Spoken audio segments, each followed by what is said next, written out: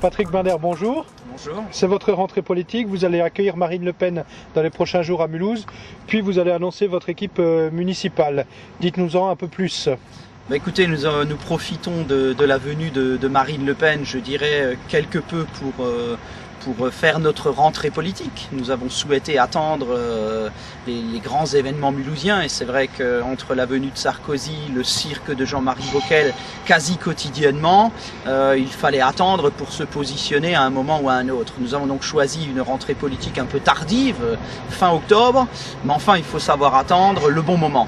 Alors effectivement, notre rentrée politique va coïncider avec la sortie du tout nouveau Petit Mulhousien, où nous dévoilons d'ailleurs deux projets phares et importants que je ne vous dévoilerai pas aujourd'hui, mais qui figureront donc dans ce Petit Mulhousien, la toute nouvelle version qui sera distribuée à Mulhouse, et l'ensemble des numéros jusqu'au mois de mars dévoileront la totalité de notre programme politique. Alors vous vous lancez un challenge important dans cette campagne municipale, celle de battre Jean-Marie Bockel, qui sera soutenu par la gauche, par Nicolas Sarkozy, certainement par un certain nombre de membres de l'UDF.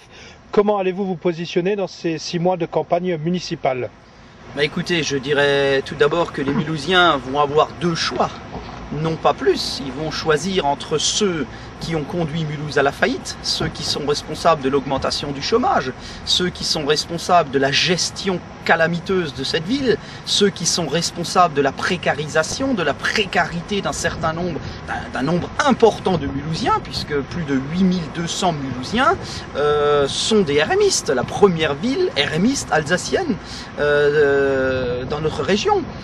Je crois qu'effectivement, les Mulhousiens vont avoir le choix entre cette équipe qui est l'équipe de la faillite, qui a conduit Mulhouse, je dirais, vers une certaine banqueroute, et puis choisir une équipe de Mulhousiens de différents horizons qui souhaitent redresser cette ville parce qu'ils aiment cette ville, et c'est cette équipe-là que je dirigerai avec mon épouse, un certain nombre d'amis, de personnalités qui ont choisi aujourd'hui de nous rejoindre. Alors vous avez choisi de réaliser cette vidéo dans le quartier de la Fonderie avec la nouvelle université. Cet endroit représente un des nouveaux projets de Mulhouse.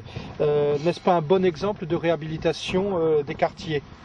Alors écoutez, peut-être pas de quartier, mais de réhabilitation d'un bâtiment. En effet, derrière moi se trouve donc le bâtiment de l'ancienne SACM qui a été complètement rénové. C'est une très belle réalisation.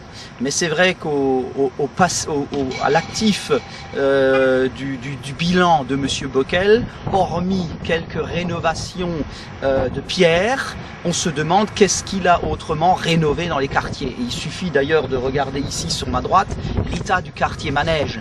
Sociologiquement, à quoi ressemble ce quartier et ce qui a été fait en matière d'intégration, c'est un échec total. Et c'est vrai que dans ce domaine-là, comme dans le domaine de la sécurité, Jean-Marie Bockel a totalement échoué. Et c'est ce que j'avais déjà dit, il a essayé de se racheter une certaine virginité politique en rejoignant Nicolas Sarkozy. Mais vous savez, en 18 ans de mandature, il avait le temps de faire et de changer le visage de Mulhouse. Il ne l'a pas fait, alors comment pourrait-il faire demain ce qu'il n'a été incapable de faire pendant 18 ans? Alors c'est votre rentrée politique, on aura l'occasion de se revoir très bientôt. Patrick Binder, merci. Merci.